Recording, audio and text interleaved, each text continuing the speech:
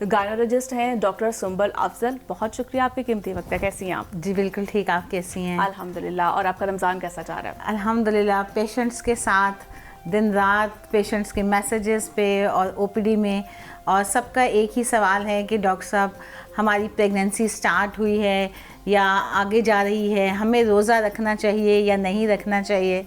तो आपके इस प्रोग्राम से हम उन सब के आंसर्स तसल्ली बख्श दे सकते हैं जो सब परेशान हैं और उन्हें ये समझ नहीं आ रही कि हमारे बेबी पे तो इसका इफ़ेक्ट नहीं होगा, क्या प्रेगनेंसी में रोज़ा रखना सेफ़ है, क्योंकि सबसे बड़ा मसला फास्टिंग है 8 to 10 आवर्स की, जिसकी हमें पूरा साल हमारी हैबिट्स कि हम थोड़ा थोड़ा टाइम बाद खाते रहते हैं, जंक फूड लेते रहते हैं, मंचिंग करते रहते हैं, रात को जागते हैं, सुबह सोते हैं। बीपी तो आपको पता है कभी लो होता है, कभी हाई हो जाता है, तो इसके लिए फिर कुछ ना कुछ हमें खाना पड़ता है। बिल्कुल। और वैसे भी हमारी हैबिट्स इतनी चेंज हो चुकी हैं कि हमें आदत ही नहीं है कि हम प्रॉपर टाइम पे मील लें, ब्रेकफास्ट करें, लंच करें। तो अल्लाह ताला ने हमारे सब के लिए एक सिस्टम रखा है कि पूरे साल बाद बॉडी को एक रेस्ट मिलता है। यानी आपको 8 to 10 आवर के लिए आपकी बॉडी बिल्कुल रेस्ट पे होती है। अगर आपकी इसमें प्रेगनेंसी शुरू हुई है, जैसे हम बात करते हैं पहले 3 मंथ्स की, पहले 3 मंथ्स में कुछ ख़वातीन को बहुत ज़्यादा एक्सेसिव नोज़िया, वॉमिटिंग, डिहाइड्रेशन, जिसकी वजह से वो फटीग हो जाती हैं, ब्लड प्रेशर कम हो जाता है, डिहाइड्रेट हो जाती हैं, डार्क कलर का यूरिन आता है, इन्फेक्शन हो जाती है।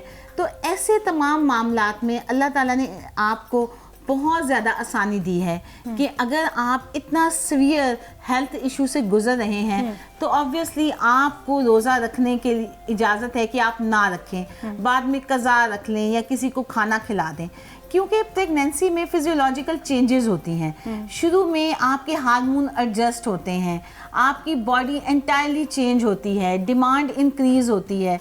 उसमें सबसे ज़्यादा लिक्विड इनटेक का बहुत बड़ा फैक्टर है। तो लिक्विड हमें किस तरह का जो है वो ख़वातीन को यूज़ करना चाहिए? हाँ, मैं वही बताना चाह रही हूँ कि वो ख़वातीन जिनको बहुत ज़्यादा नोज़िया, वॉमिटिंग नहीं है, जिनको बहुत ज़्यादा हेल्थ इशू नहीं है, उन कुछ प्रेगनेंसीज बहुत सेफ होती हैं, आपको पता ही नहीं चलता कि आपने कंसीव कर लिया है। तो अगर आपकी हेल्थ अच्छी है, आपको बहुत ज़्यादा वॉमिटिंग प्रॉब्लम नहीं है, नोज़िया का प्रॉब्लम नहीं है, तो इसमें आपको अपनी सहरी और इफ्तारी को शेड्यूल करना है।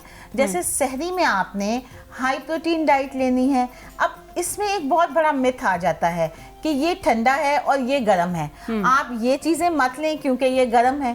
उसमें में मना किया जाता है गर्म चीज़ें ना खाई जाएं। तो उसमें सबसे पहले जो ब्रेक आता है वो खजूर पे आता है कि खजूर गर्म होती है। हालांकि ये सब मिथ्स हैं। आपको अपनी डाइट को बैलेंस करना है, यानी जब आप सहरी के वक्त अपनी सहरी लेते हैं तो उसमें आपने काउंट करना है कि आपकी सहरी का मेजर पोर्शन प्रोटीन पे मुश्तमिल हो, जिसमें सबसे अच्छी चीज़ है कि आप रोटी लें, आप पॉरेज लें, दलिया लें, क्योंकि ये वो कार्ब्स हैं जो स्लोली आपको एनर्जी प्रोवाइड करते हैं। पूरा 8 to 10 आवर आप फ्रेश रहते हो, आपका एनर्जी लेवल बेहतर रहता है, बीपी कम नहीं होता। आप बॉयल एग भी ले सकते हो, पॉरेज भी ले सकते हो, 1-2 खजूर भी ले सकते हो। और इसके साथ लिक्विड इनटेक में बहुत इम्पॉर्टेंट है कि आप अपने ड्रिंक्स में लस्सी ऐड करें, आप दूध का एडिशन करें, आप जूसेस लें, क्योंकि अगर हम बात करते हैं दूध की, आपको कैल्शियम शुरू से मिलना शुरू हो जाता है, आपको जूसेस में विटामिन सी मिलता है, आपकी